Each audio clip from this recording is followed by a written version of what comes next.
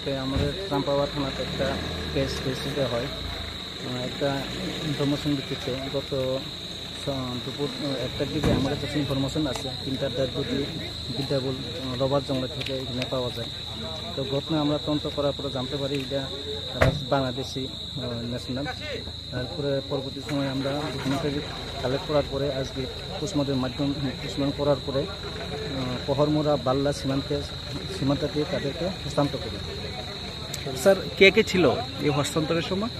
আমাদের recent SP, SDPO আর BSF officer আর বাংলাদেশের officer.